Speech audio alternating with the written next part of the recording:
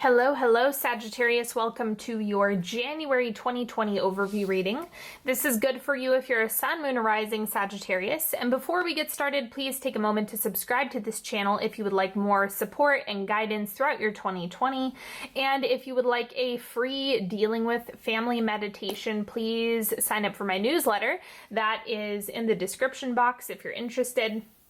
And I also want to give a very special thank you and shout out to those of you who have been following my work, who share my work, and who are just spending time with me on these videos. I really, really appreciate you. And to those of you who work with me one-on-one, my clients, all of those who get readings from me, know that you are the reason why this channel is possible. And I'm eternally grateful to be able to do this work for you. So if you are interested in supporting the channel, please consider sharing my work, following me on Instagram, and of course, working with me. That is the best way to support the channel. So thank you so much. And I'm going to lay this spread out, then we will get started.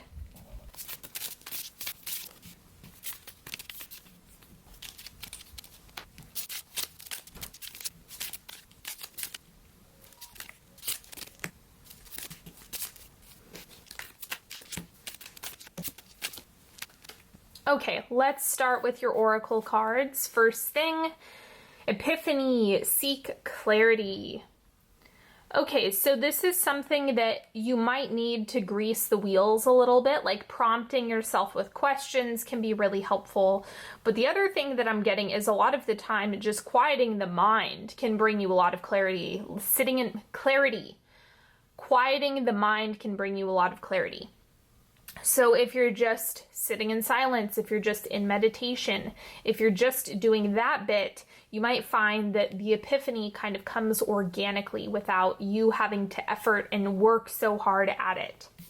And then the animal card for you is beaver. So it looks like you're still building. I'm just getting the main energy from this is super grounded, like you're just building, implementing, adding structure to things, like the way beavers build dams. It's kind of like you're getting your materials and creating from that space. So the beaver is really helping you with that energy of needing to get things done. So there's a lot of productivity coming off of this card, but don't mistake that with busy work. Productivity and busy work are two completely separate things. So if you're spinning your wheels in the mud and not really getting anything done, go back to being quiet, like quieting the mind, quieting the body.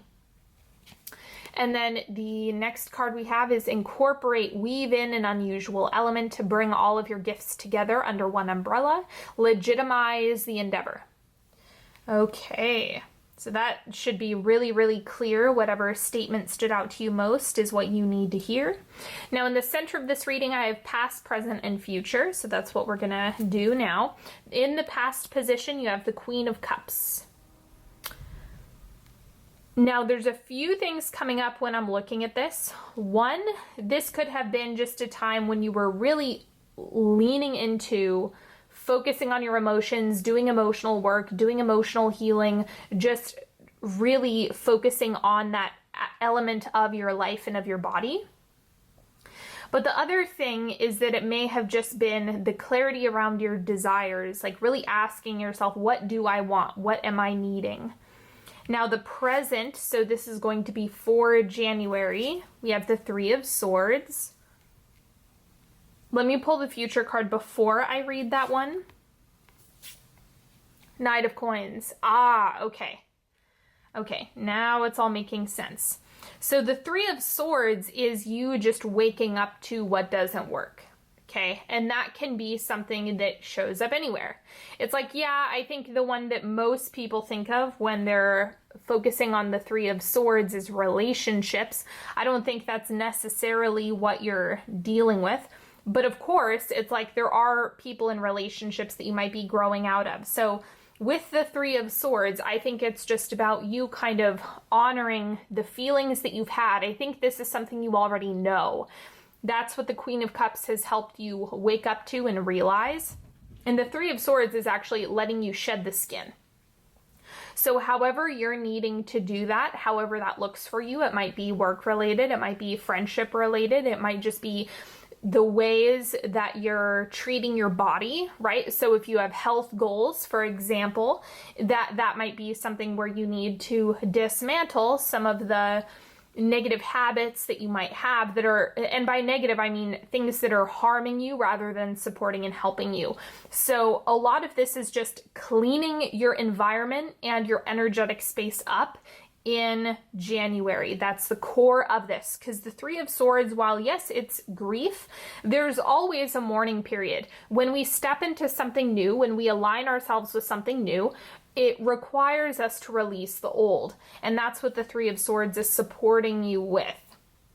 And then the Knight of Coins is saying this is going to free up the energy that you need to support your new endeavors, the things that you actually want to do, the things you actually want to create. When you have that space in order to make that a reality, you're going to be in a much stronger position. So the Knight of Coins is exactly what you kind of need to counter the Three of Swords with. Because even the stuff that makes us uncomfortable or doesn't work for us, when we let go of it, there's that discomfort around having to release or having to step into something different. And that openness, that empty space, can also be really uncomfortable.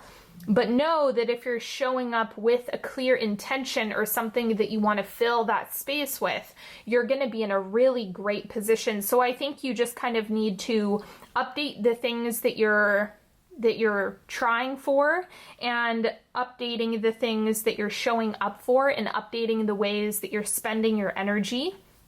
And that's why the Three of Swords is here to help you work out all of those bugs. Now let's look at what's going on in the external environment. So this is what's happening outside of you. First thing we have is the High Priestess, okay? Listening to your intuition, that's really going to be potent this month. And then the next thing we have is the Ace of Cups.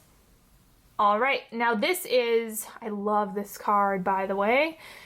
This is new love, or new ways of attaining that energy, whether that be something that gets presented to you through another person or activity or something like that, is really going to be more individual, right? That's going to vary from person to person.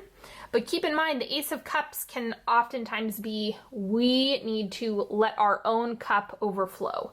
We need to give so much to ourselves that we just experience that abundance of love internally. This can be through practice, it can be through hobbies, it can be through doing good things for yourself, it can be through self-care, but I'm getting more of the opportunity piece is what's coming through. For those of you who are manifesting love, this is a great tone to have here. Follow your intuition in order to fill your cup. Remember, this is about creating space and then filling it with the energy that you want. That's what this is helping you to do. I think the downloads are going to be strong. It's like you have the intuitive information coming in through the external. This is showing up as you, not another person. And then the Ace of Cups could be another person, or this is just opportunities and environmental things that are going to help you fill those vacancies with the energy that you want. So this is what's healing the Three of Swords, or occupying the space that the Three of Swords is allowing you to create. I'm going to clarify these two, just see what exactly is going on there. We have the Sun.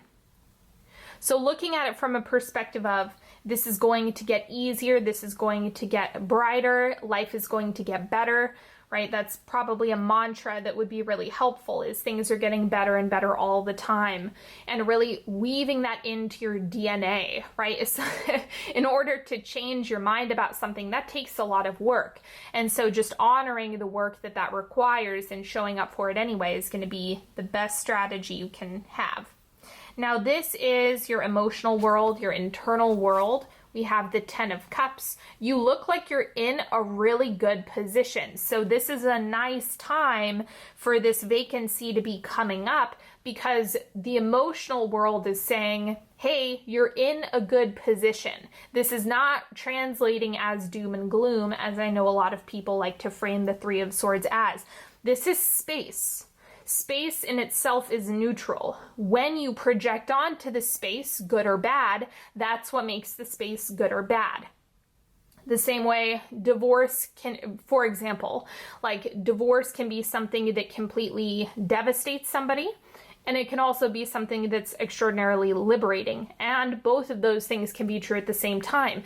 So remember that the internal state of whatever it is that's going on regarding grief or space or vacancy or whatever, the projection onto that, the story you're telling yourself about that, the meaning that you're giving that empty space is actually what you're going to hear and what you're going to see on the outside world. So it's less about what is reality and it's more about what are you projecting onto that. Now, I think that with the 10 of Cups, this is like a reason to celebrate, right? So you have that really optimistic Sagittarian energy that's sitting behind you in your emotional world. And so I think this is a good time to be experiencing this space. If we had a really dark card sitting here, if we had something that was extremely uncomfortable, then we would need to be more conscientious of what we were doing with this open space. But I think because you have this, or maybe there are some things that are just being shed and released, it's like you're going to be able to fill that with exactly what you want, the right intentions, the things that are really supportive to you. Same thing with the Ace of Cups. You have the 10 of Cups and the Ace of Cups, which are filling this space. Definitely not a reason to be mad. Now, the advice for you is the 9 of Wands.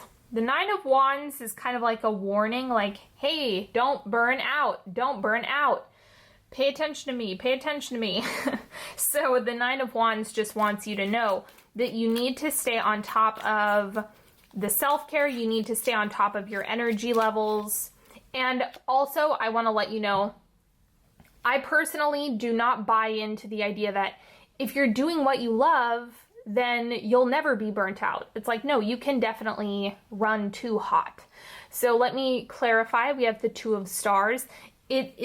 This is going to take place in every micro decision. So my best advice for you here is slow down with your decision making, because if you don't, you're probably going to move too fast. You're going to be burning the candle at both ends. Perhaps it's from a place of excitement, perhaps it's from a place of clarity, but whatever the case, you're going to have to be careful, because this can quickly turn into the 10 of Wands and then you just have too much on your plate. So you need to prioritize yourself first so that you can kind of cool things down on this side of things. Delegate when you can. Know what your limits are. Just because you can keep going doesn't mean you should. And if you slow down in your decision making and really feel into, is this something I want to take on right now? Is this something I want to invest in right now? That's going to help you. Making decisions too quickly is going to make this really unconscious. So you have to just be really aware of that, and it's going to help you. Okay, let's get into the timeline for 2nd, 3rd, and 4th quarter of January. So this is where you're starting the month. We have the 4 of Pentacles. How funny, Aries had this as well. And the 4 of Pentacles is like, I need to pull my energy back. I need to hide my energy. I need to conserve my energy, or I need to avoid discomfort. And so this, to me, actually looks like you limiting yourself somehow or feeling stuck and complacent. That's what the 4 of Pentacles is really highlighting. And then on top of that, if you know from this Queen of Cups energy that you need to let go of something, you might be avoiding that. It's like, nope, I just want to hold on to the things that I have. I'm not interested in doing anything new or different. I am just going to sit here and I'm going to sit on my hands and I'm not going to take action even though I know that I need more space. Right? So you could also be avoiding and stalling out the 3 of Swords, because this looks very intentional. This looks like you. The Queen of Cups then leading to the 3 of Swords. This is you waking up to what you actually need.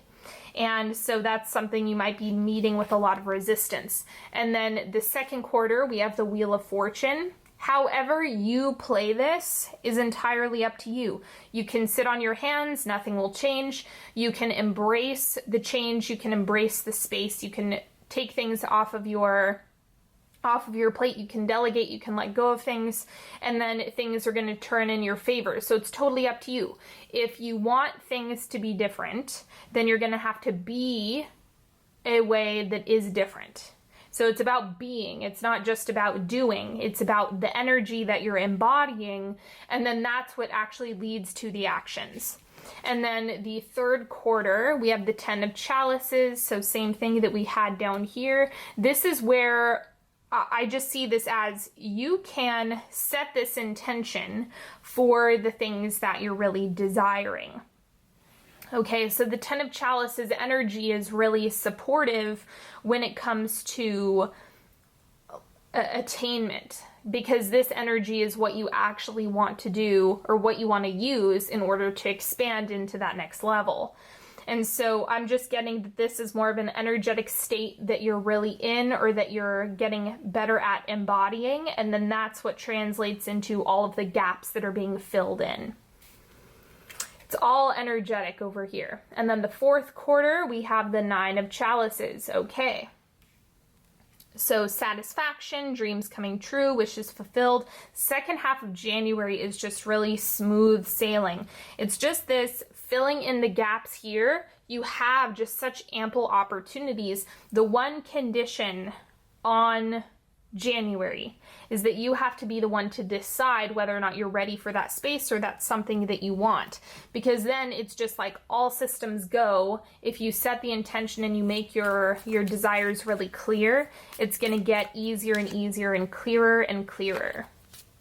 So I think for many of you, you probably already know what you want to do. I'm telling you, if you sit in meditation for a while, you're going to hear exactly what you need to. Okay. So let's do a 3-card pick. You're welcome to pick a card, any card, as few or as many as you need. Ask a question, ask for clarity. Take a deep breath into the diaphragm. If you need more time, feel free to pause the video. But let's go with card number 1. We have the Wheel of Fortune. So anything is possible. And I know that's kind of frustrating, but that's also what's liberating, right? So if you're like, okay, things can turn in my favor, things can get easier and easier, then that's how it will be. But you really have to hold space for this is what's possible, and then the Wheel of Fortune becomes easier to manage. A lot of us have resistance to the unknown because it's just that, it's the unknown. And if we've been burned a lot, then we can start projecting that onto the unknown as, I don't want to do this because historically this would go poorly, or this wouldn't go my way. And so you kind of have to shift your energy around that in order to get a different outcome. And then card number 2, we have the Star. This is divine purpose. This is divine order. This is everything working out in your favor energy. So this is also a soulmate card, really great for those of you manifesting love. It's also like a destiny and purpose. So the clearer you get on that, the better off you're going to be. Lean into where you're feeling called and where you're feeling pulled. And then the third card we have is Hierophant, create boundaries with yourself. I'm getting that this card, more than anything else, is highlighting the 9 of Wands down here, because this is like where things start to get more hiccups if you're not slowing down and being mindful of how much energy you're giving. So the Hierophant is saying, if you want this to shift and change, you're going to need to put boundaries around how much energy you're giving it and how much you're willing to, like, how are you managing your time? How are you managing your energy? Set boundaries around that, and also set boundaries around other people and in relationships if you need to, so that you can actually let there be a little bit of space to breathe into the relationship. And that's what the Hierophant is telling you here. All right, everybody, that is all that I have for you today. Thank you so much for joining me. Don't forget to subscribe to this channel if you haven't already. Make sure you check me out on Instagram at Onyx Healing. I also host prayers and a tarot poll every Wednesday on my podcast, so make sure you check that out. Sunday messages, the link is in the description box.